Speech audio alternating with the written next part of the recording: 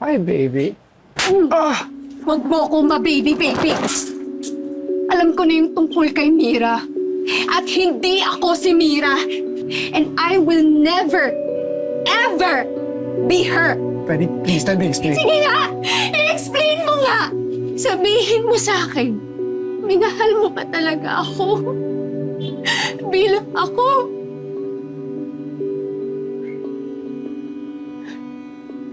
I knew it. I knew it. Hindi ako papayag na gagamitin mo lang ako para bumalik yung mga alaala niya. Betty, please don't go. No, leave me! Tapos na, Iñaki. Tapos na. Done. Betty.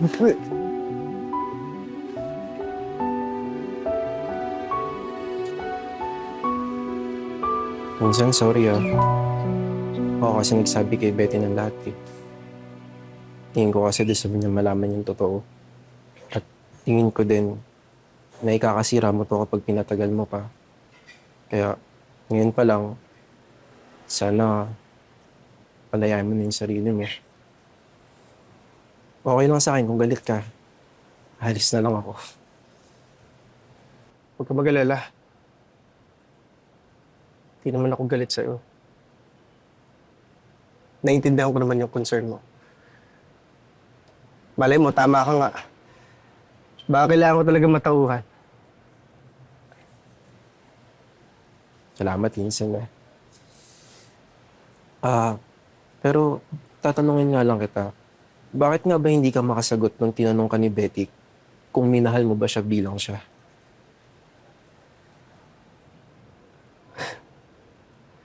Ang totoo niyan, minsan, naguguluhan na din ako Siguro may patayan sa akin na gustong sabihin na siya na din yung mahal ko. Kung totoong mahal mo naman pala si Betty, susuportahan kita dyan. 100%. Kaso, kung liligawan mo na si Betty, sana mapalaya mo na din si Mira. Kalimutan mo na siya. Kasi hindi ka makakapagmahal ng totoo niyan.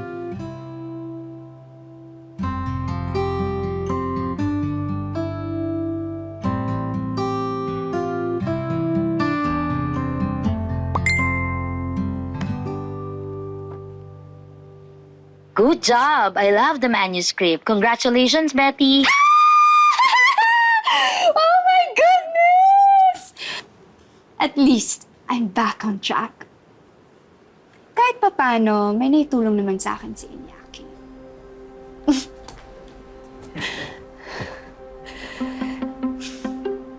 Betty, lagi mong tatandaan na you can never be someone else other than yourself. You are perfect just the way you are. Kaya kung sino man ang magmamahal sa'yo, kailangan niyang mahalin ka ng buong buo. Got it? Got it.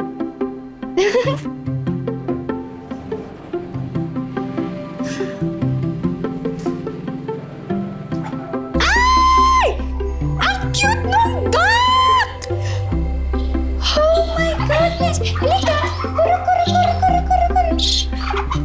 Ayan! Nakuha din kita. Naku, baka may nakalos ng pet nila. Wala ka nun sugat or anything? Ah? Ano to?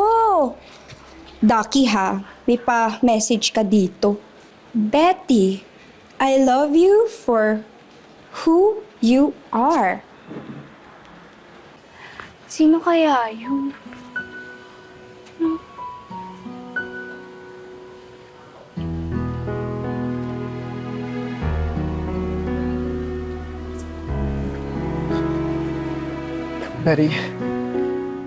Betty, I'm sorry for what I did. Alam kong naging unfair ako sa'yo when I didn't tell you the truth. Pero nitong mga nakaraang araw, gusto ko malaman mo that I realized something.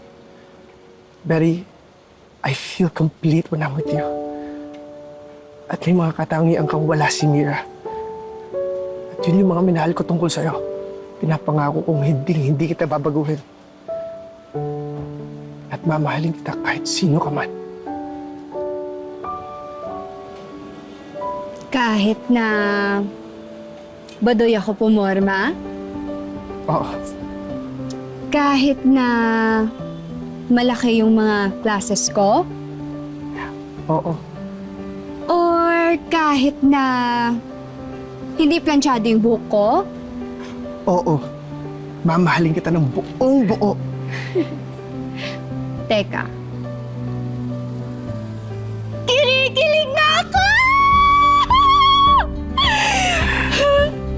Betty, I love you.